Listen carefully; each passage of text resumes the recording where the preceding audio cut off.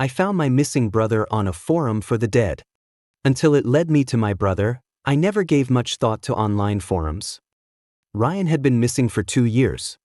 One day, he left the house to grab coffee and vanished. No strange activity on his credit cards, no unusual phone records, no signs of foul play, just gone. The police speculated it was an abduction, but without evidence, their hands were tied. My family crumbled under the weight of his absence. My mom stopped eating. My dad stopped speaking. I stopped feeling anything at all. Late one night, consumed by grief and insomnia, I found myself scrolling through forums dedicated to unsolved disappearances. Buried deep in a corner of the internet was a thread titled, "Messages from Beyond, Communicating with the Lost." The posts were full of strange claims about connecting with the dead, and while most of it seemed absurd, one comment stopped me cold. A user named Echoing Void wrote, "Sometimes the missing don't realize they're gone. Sometimes they're still here, searching for home." Another user asked, "How do you know?" Void replied, "Because I am one of them." Something about that response lodged itself in my mind. Maybe it was my exhaustion, or the raw hope that had refused to die. Whatever the reason, I made an account and sent Void a message. "If you're really one of the missing, prove it. Tell me something only my brother would know." The reply came almost immediately, like how you broke Ryan's nose during a stupid fight over Mario Kart? Or how he forgave you before you forgave yourself. My stomach twisted. I hadn't told anyone about that, not even my parents.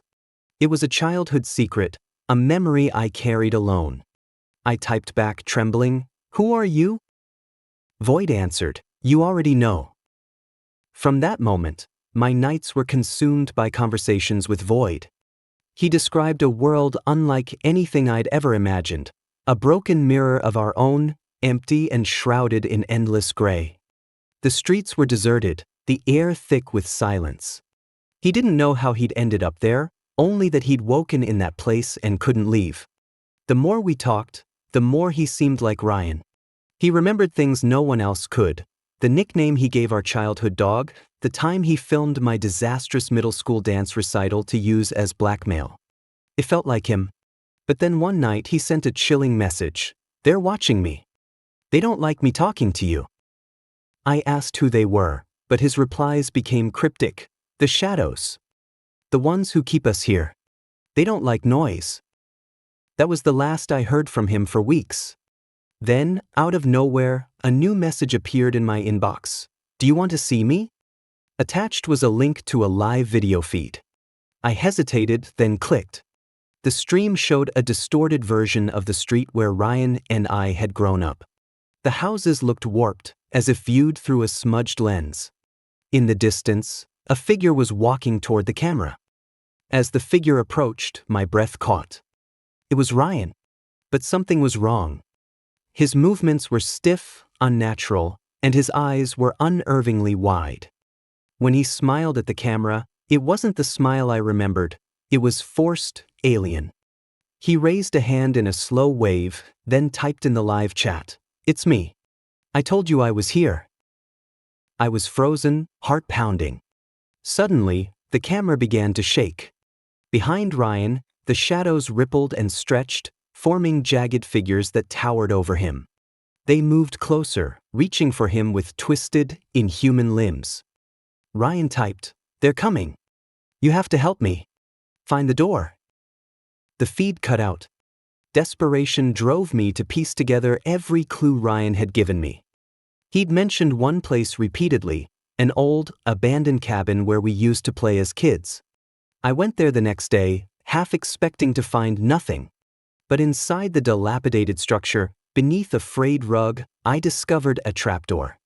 The ladder below led to a long, dark tunnel. At the end was a heavy iron door covered in strange carvings. As I reached out to touch it, my phone buzzed. A message from Void, "They know you're here.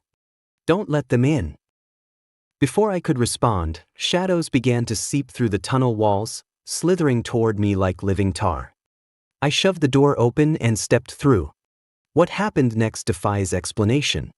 One moment I was in the tunnel. The next, I was in Ryan's gray, empty world. The air felt heavy, the silence oppressive. And there he was, standing just a few feet away, his wide eyes fixed on me. "Ryan," I whispered.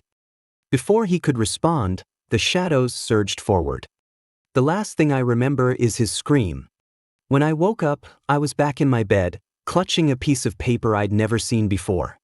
Scrawled in Ryan's handwriting were the words, "Don't stop looking. There's another door."